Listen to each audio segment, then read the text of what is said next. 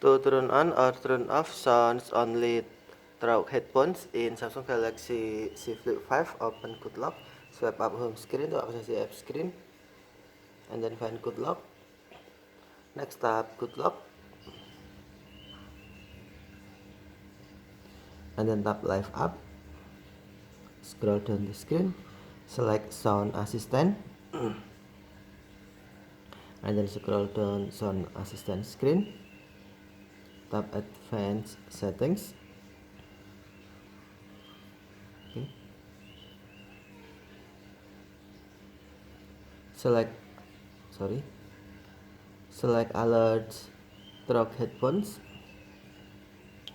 and then on ringtone tap switch until blue to turn on or tap switch until gray to turn off.